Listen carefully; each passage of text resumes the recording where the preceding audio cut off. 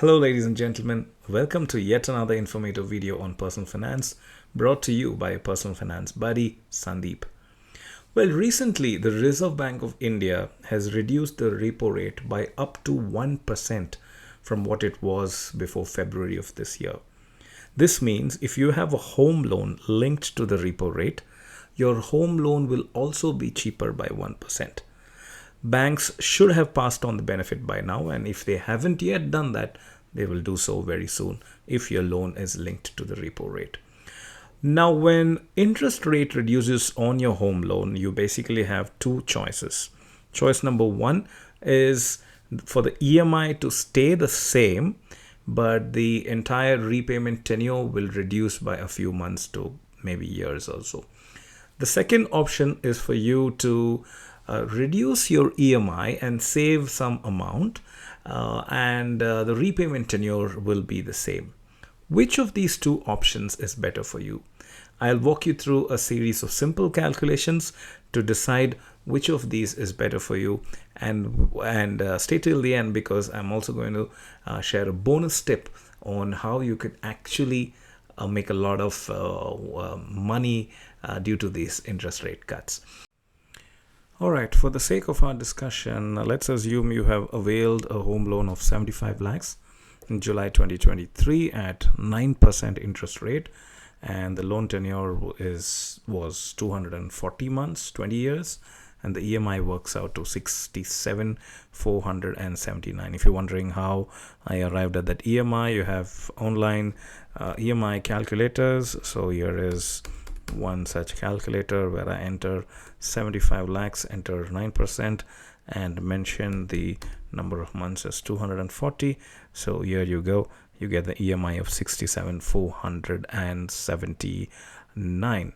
Now 2 years later, the RBI on different dates in this calendar year has reduced the repo rate by 0.25%, another 0.25, and then for 0.5. So totally it has reduced the repo rate by 1%, and the outstanding after you pay your June 2025 EMI will be 72,05,918. And if you're wondering how I arrived at that calculation, I can once again show you how I did that.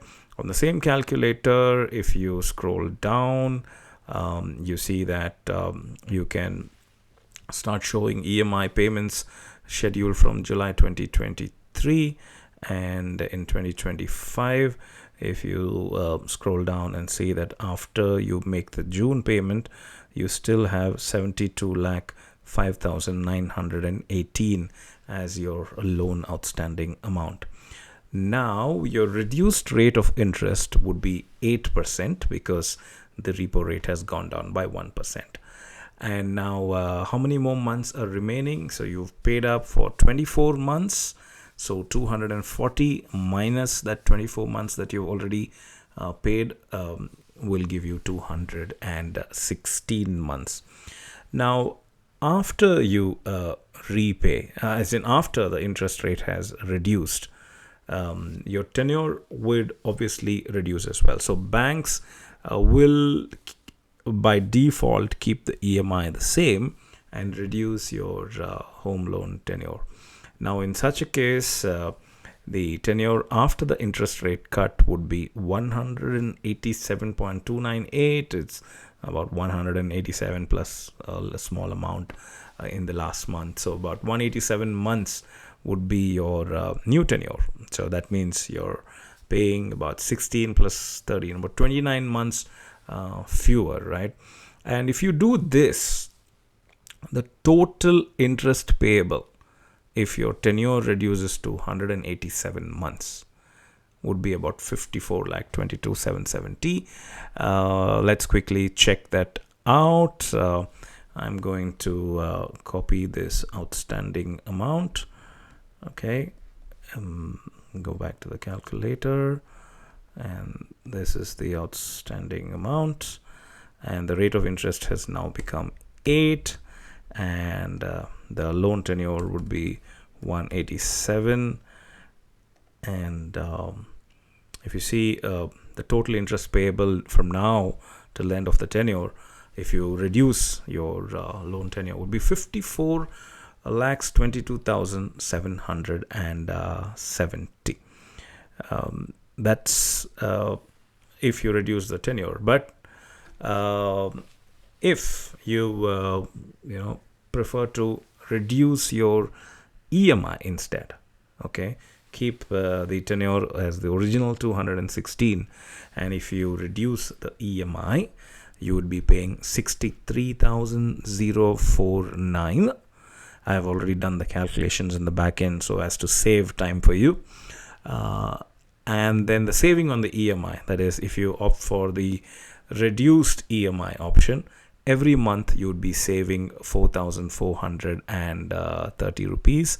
And but with this option, the interest you'd be paying, if the EMI reduces but the tenure remains the same, would be 64,12,685 rupees. Now, if you see, it absolutely makes sense to go for a reduced tenure, right? Where your total interest outgo would be 54 lakhs, whereas if you go for a smaller EMI, then you actually, since you pay for many more months, 29 months more, you will be paying 10 lakhs, almost 10 lakh, 9,89,915. So the clear winner here is for you to opt for a reduced tenure, which banks tend to usually give to you by default. But what if I said there is another angle to this? Okay, so if if you are okay to continue paying the same EMI, chances are that you absolutely are, right? Because you were already paying that EMI and you're comfortable to continue. You really don't need the saving. But then if you opt, and if your bank gives you the option to reduce your EMI, so you would save 4,430, and if you invest that money in a mutual fund at 12% returns, okay, you would absolutely be making a lot of money for the next 18 years. So you repaid for 2 years, and you can use any SIP calculator online. You would make 31 lakh 52,958 if you were investing this saving of 4,430 in a mutual fund that would give you about 12% returns. Now, but what if you say, well, if I'd gone for the reduced tenure, then I would only be paying for 187 months, not for the entire 216 months. Fair enough. Even if you calculate the returns of the SIP of 4,430 for 187 months, you would end up making 22,85,000. Whereas this is the interest saving you would have got had you gone for lower tenure. Okay, so if you keep the tenure the same and invest this saved amount of 4,430 in a mutual fund, I'm just assuming 12% returns. I'm not being very optimistic here, but maybe some of the more risky funds can even give you 15 to 20% returns, and that could make you a lot more money. And say you invest that for the remaining 18 years, and you make about 31.5 lakhs, and then if you net off this 9.9 lakhs, you still have about 22 lakhs. Let me just minus this. Yeah, about 21 lakh 63,000 is your gain over the next 18 years. Even if you say, I'm gonna do this only for the next 187 months, then your gain would be about 12 lakh 95,085. So this is the alternative approach you can take.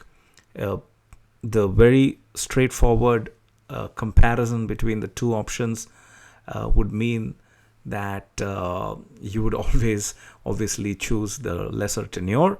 But if you look at it in this angle, you can reduce the EMI, use that saving to invest it elsewhere, but then you have to do that in a disciplined manner. Otherwise, all these calculations don't really make any sense. So I hope I kind of made you think about this in a different way. And if you have any comments or any questions, please feel free to connect with me. And if you'd like these calculations, or if you'd like me to do these calculations for you individually, please do comment, and I'll be very happy to do that. Well, thank you for listening. I'm Sandeep signing off for today. Bye-bye.